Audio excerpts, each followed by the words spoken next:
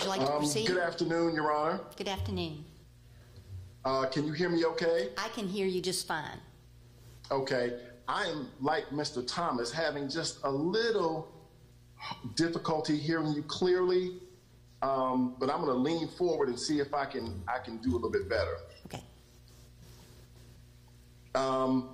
For the record, I'd like to identify myself as Clint Rucker, and I'm an executive assistant district attorney in the Fulton County District Attorney's Office. I am assisted in this bond hearing by Ms. Salida Griffin, who also is an executive assistant DA in the same office. And Judge, I appreciate you going through these lengths to get us together. And before I get started with my remarks, I want to say good afternoon to all counsel that are on the Zoom. I'm only showing 5 screens on my device, but I am sure there are many more people who are participating.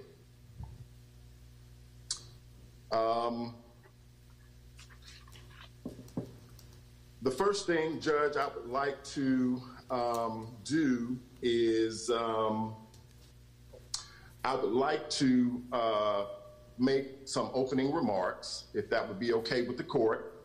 And then I would like to go over what the statutory and the legal factors are for the court to consider. And then I would like to address in a rebuttal type fashion some of the arguments made by Mr. Thomas and Mr. Pines. And then I would make a short closing statement. And before that, I would ask the court, as part of my presentation, allow me to introduce the widow of Mr. Brooks to make a victim statement, which is allowed under the Victims' Rights Act, to the court in consideration of the setting of bond in this case. I would hear from her, absolutely. Okay. And Judge, in the very beginning of the proceeding, when you kind of was laying out some protocols for us, did I hear you correctly to say that you were not anticipating the calling of any witnesses? That is exactly what I said. Okay. Just for the court's just edification, the state had prepared to call 2 witnesses.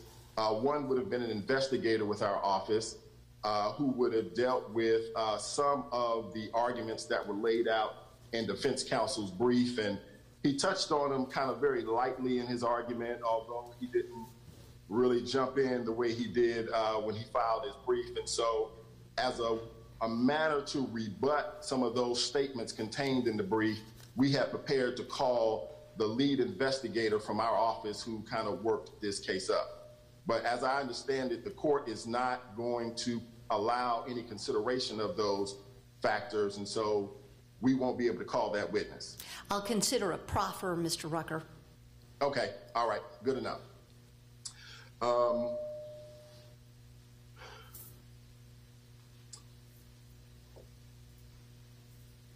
I don't think that there is anyone who is participating in this process, Your Honor, that takes the circumstances that bring us here today lightly. I certainly don't. And this is a very important case. And it's a very significant case. I do take issue with Mr. Thomas's characterization where he says that, you know, it's kind of a case that is a little unusual in its factual scenario.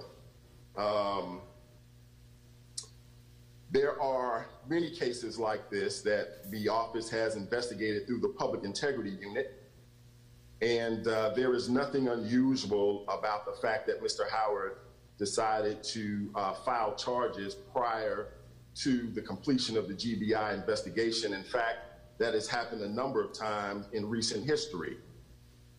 I don't want to politicize this case. I don't want to politicize this hearing. I would like to stick primarily to rebutting what the defense counsel have said and to discuss the factors for consideration by the court. Thank you. Now, I believe that the opening statement given by Mr. Pines was fairly accurate. I believe that the 41-minute encounter between Mr. Rayshard Brooks, and who's the victim in this case, and First Officer Devin Brosnan and Officer Garrett Rolfe was cordial for the most part. I don't believe there was any display on the part of Mr. Brooks that would have been violent or antagonistic for those 41 minutes. We do know that during those 41 minutes, Mr. Brooks was actually physically searched, gave his consent to be searched by Officer Rolfe, and that no weapons were found on his person. We do know that at the time that Officer Rolfe attempted to handcuff Mr. Brooks, he did not instruct him as required by the Atlanta Police Department's standard operating procedures, their policies. When you are effectuating a DUI arrest, you are supposed to instruct very specifically the suspect that he is under arrest. And those words were never uttered by Officer Rolfe. So a situation that escalated very quickly, in my opinion, unnecessarily, perhaps could have been prevented with what the Atlanta Police Department teaches in its police academy when it trains its officers, is a term that they call verbal judo, meaning you can talk through scenarios to de-escalate situations. And that simply was not done in this case. Now, I am not excusing the actions of Mr. Brooks. And certainly if he were here today, perhaps those matters would be taken up under a different kind of proceeding. But what I am here to say is that the shooting of Mr. Brooks in the back by Officer Rolfe was not justified. Because at the time that Officer Rolfe shot Mr. Brooks twice in the back, Mr. Brooks was not immediately a physical threat to Officer Rolfe in any way. He was running away. The taser was not pointed at Officer Rolfe, and he presented no danger to Officer Rolfe. And I've heard lots of references from Mr. Thomas about the professional nature of Officer Rolfe's police experience. I would concur. He is a well-trained officer. And he had no justification for shooting Mr. Brooks. Now, I do want to say that as it relates to the factors that the court has to consider with respect to this case, my argument to the court would be that we have not been presented with any evidence of Garrett Rolfe's significant ties to the community. What you have heard by way of proffer and by way of several letters is that I've known Garrett Rolfe for a long time. I think he's a great officer, and I don't think he would flee. But where is the evidence that shows, as the case law states, and I would cite the court to specifically cases that we provided in a response brief about 2 hours ago. In as much as we got the written brief from defense counsel yesterday morning, we tried to put together a response and give the court a couple of cases that we would rely on so that you could perhaps have an opportunity to review them prior to today's hearing. But one of the factors that is very, very important for the court to consider is contained in the case of Dunn versus Edwards. It's a Supreme Court of Georgia case. It was decided, it's well-established law, 2002. It's 275 Georgia 458. And in Dunn, they refer to Ayala versus the state, which, as all parties here, I'm sure, are aware, is the controlling seminal case that deals with the factors for the setting of bond for a homicide case. If you look at underneath the opinion, under footnote 1, headnote 3, it says the court stated in Ayala that evidence demonstrating ties to the community would include the length and character of residence in the community. As of this date, there is no evidence to show that Officer Rolfe, prior to turning himself in, actually lived in our jurisdiction, that he owned property in our jurisdiction, that he has family members that are in our jurisdiction. What I heard is that he is a lifelong resident of the state of Georgia. Where? Is he outside the court's jurisdiction? Should he not appear in court, that the court would have the power to compel him to come? There's no evidence of that. The case goes on to say that the employment status and the history of the defendant should be taken into account. And so we know that Officer Rolfe was a 7-year police officer. We know that he was trained in drug recognition. We know that many of his colleagues are very fond of him. But the fact is that the mayor and the Atlanta Police Department terminated Officer Rolfe's employment within 24 hours after looking at the videotape that we have submitted to the court as part of our responsive brief.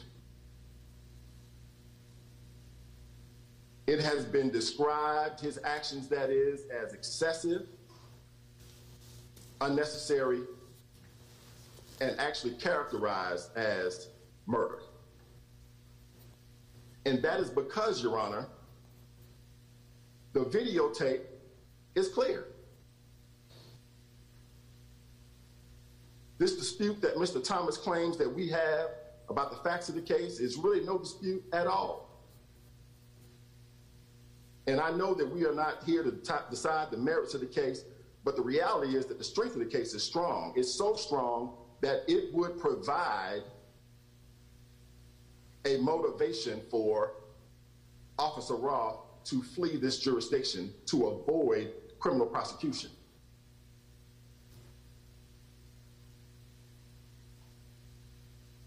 He certainly now has the means, which was not discussed in the defense presentation, because we know that he has received upwards of $250,000 in cash, donations.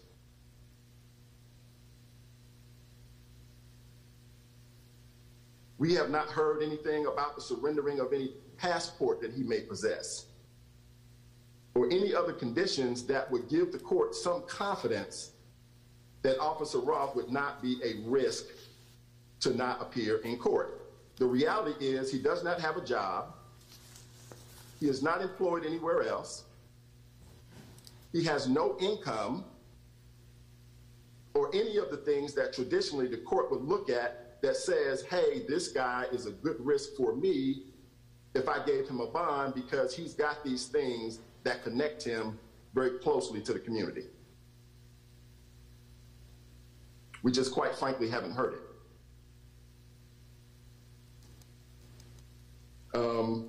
The other factors that the court looks at is past history of responding to legal process. I don't take issue with that.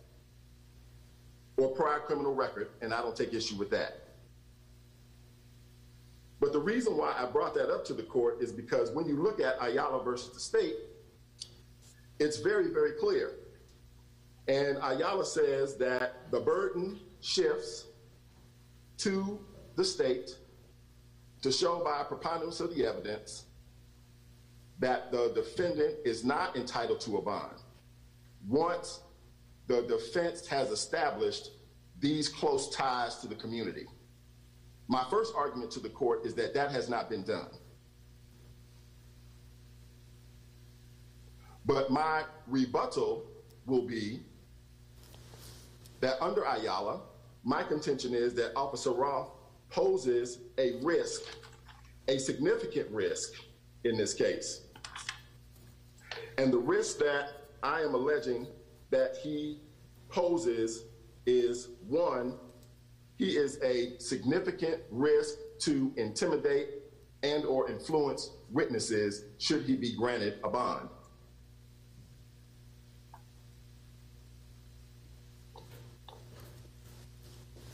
What the court doesn't know is that in this case, the Atlanta Police Department has a policy that all officers sign off to.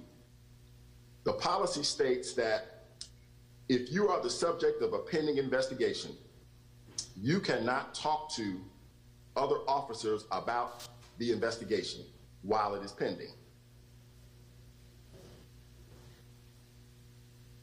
In this case, we have executed search warrants and obtained the cell phones for both Officer Rolfe and Officer Brosnan. We have obtained cell phone records for those two cell phones. My investigator, should I have put him up and let the court hear from him, would have said that upon reviewing of those cell phone records for Officer Rolfe, he was able to determine that in the minutes after this incident, there were multiple text messages exchanged between Officer Rolfe and 4 different Atlanta police officers.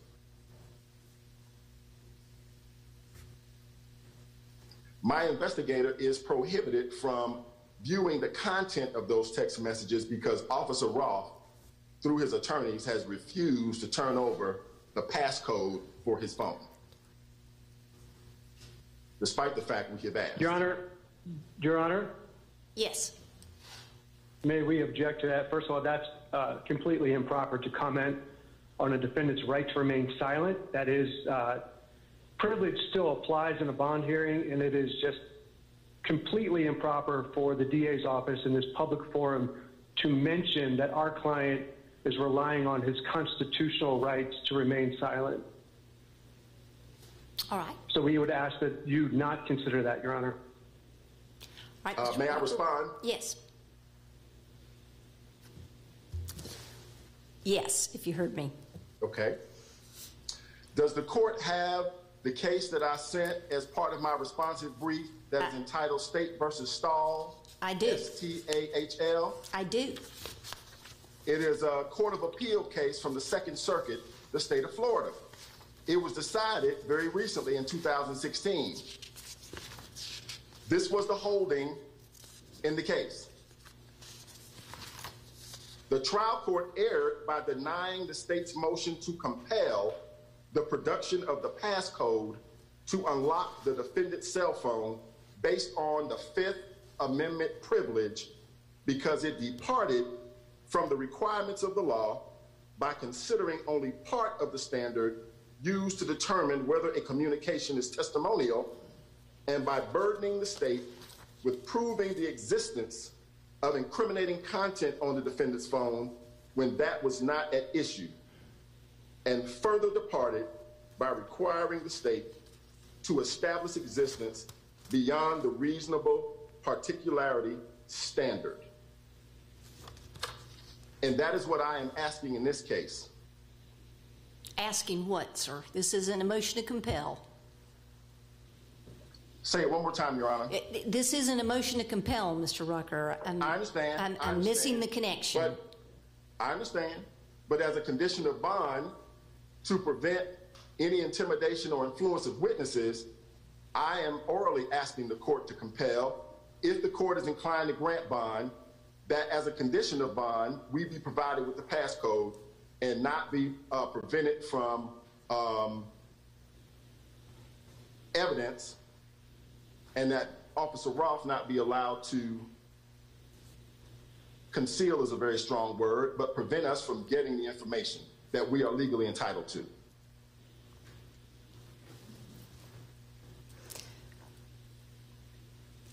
Anything further?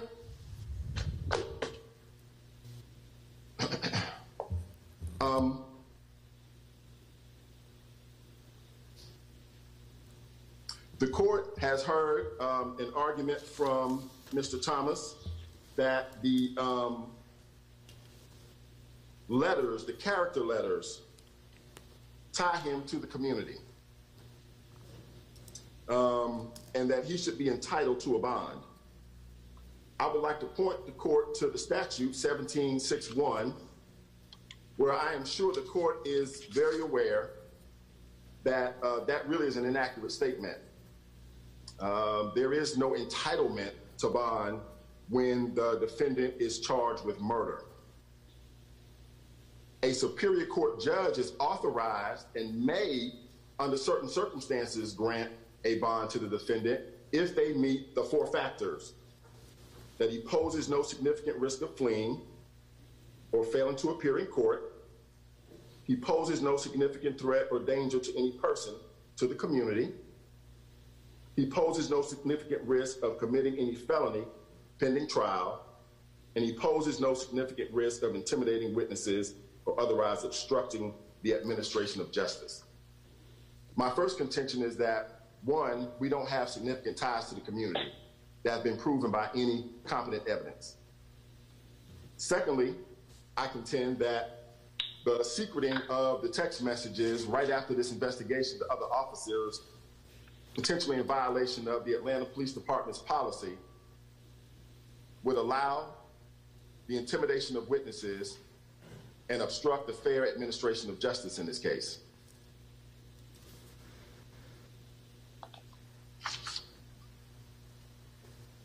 Now, one of the other contentions that I'd like to rebut is that Mr. Thomas gave the court a very long list of names of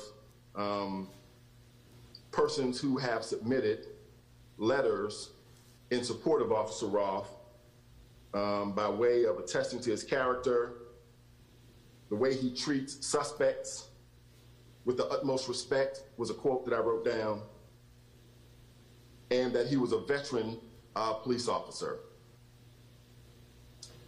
I would state in my place, and as part of our responsive brief, one of the things we did submit to the court was a still photograph that was taken from a videotape of a witness from the scene. In this case, the state has reviewed upwards of 8 different videotapes of this incident.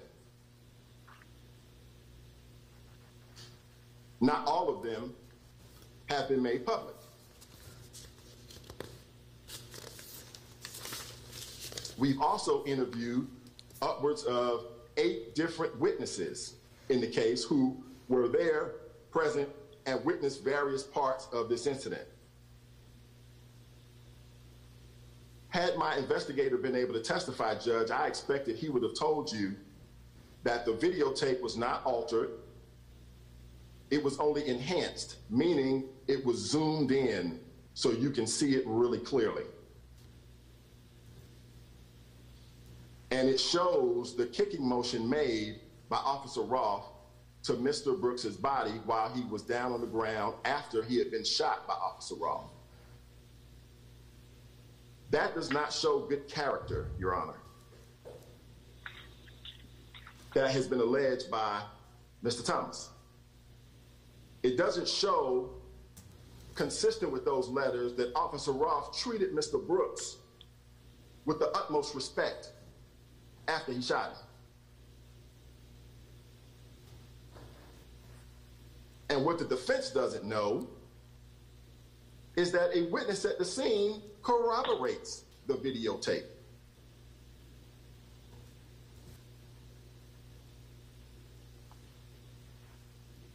We charged Officer Rolfe with a violation of his oath because his policy states mechanisms that you can use to physically restrain a suspect.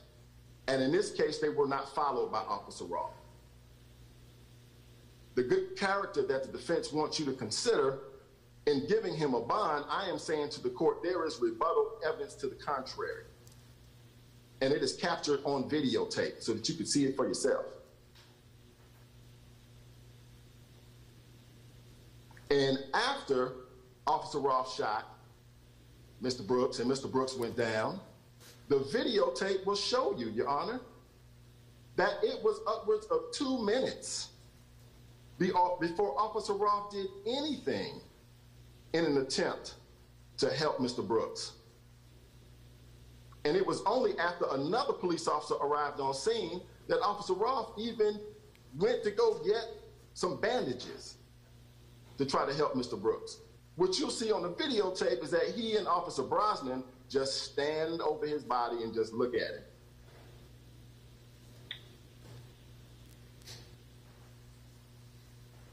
Not professional, not good character, and in violation of the Atlanta Police Department's policy, which requires in a use of force situation that the officer render medical aid in a timely manner. What is timely, of course, ultimately may prove to be a jury question. My contention is that when you're standing there watching the man gasp for breath,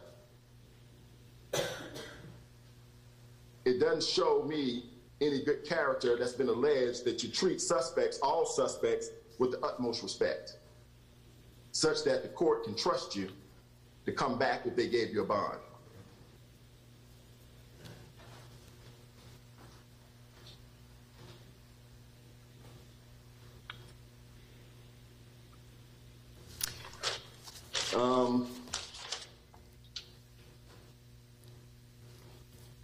As part of the presentation, Your Honor, I would have expected my investigator, who for the record is Investigator Donald Hanna, to indicate to the court that while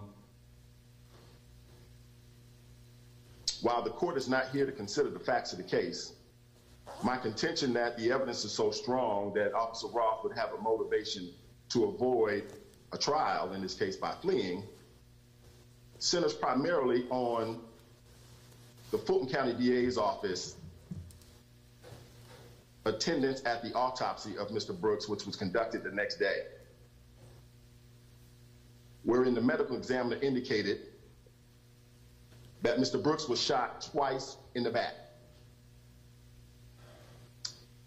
I would have expected her to testify here today that Mr. Brooks's back was facing the muzzle of the gun at the time that he received those gunshot entry wounds. One went in his upper back, 1 inch to the left of his spine. The second bullet went in through his left buttocks and came out the front right above his pubic area. The thing that is significant about that is this. The contention by Mr. Pines in his opening remarks that Officer Rolfe shot Mr. Brooks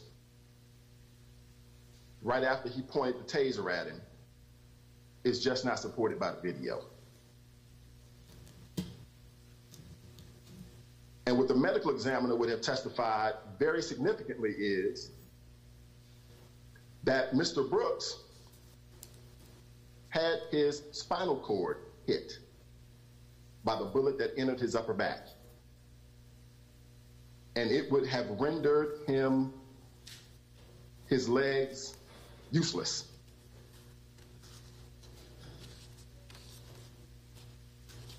But the videotape shows that Mr. Brooks was some 18 feet away from Officer Rolfe at the time that he received these gunshot wounds, which was some 15 feet away from where he was when he reached back to deploy the taser that went up into the air.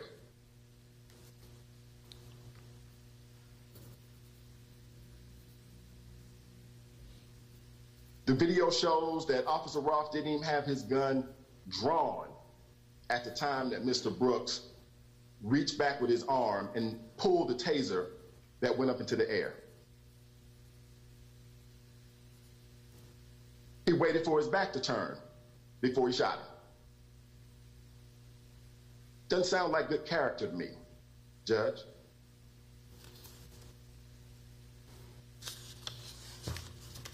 And the video doesn't lie.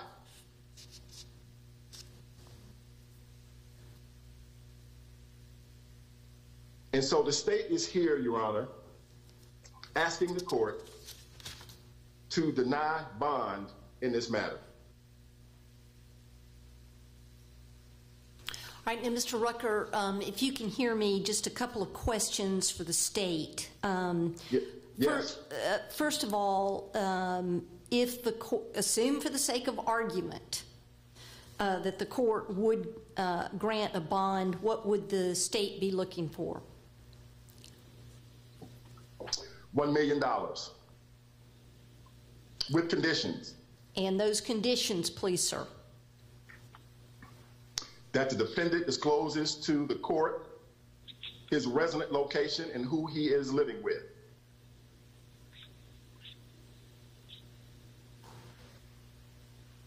That the defendant would give up the passcode to his phone.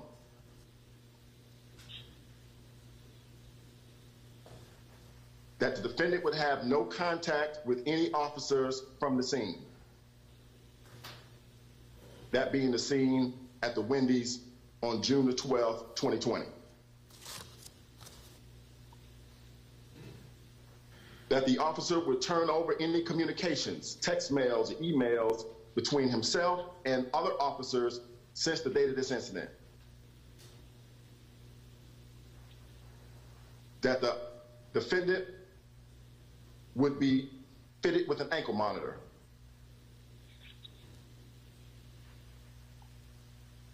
That the court would impose a curfew from 6 a.m. to 6 p.m., and the exceptions would be to visit his attorneys, to potentially work, to potentially worship, or for any medical issue. And if there were instances that required something other than the court's conditions, that the state and the court would be notified by defense counsel prior to. Can I just clarify, when you say curfew, do you mean from 6 p.m. to 6 a.m.? He can be out. Okay, you said curfew 6 a.m. to 6 p.m. Did you mean 6 p.m. to 6 a.m.? So in other words, he would be... Yes, I understand what you're saying. Yes, that is what I meant. Okay. Yes, ma'am. Okay, gotcha. That the defendant would turn over his passport.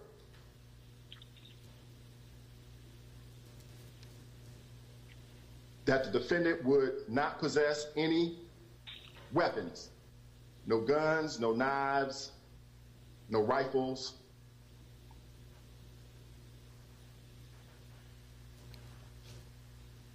And that the defendant or the defendant himself or through any third parties, there would not be any communication with the family members for Mr. Rayshard Brooks.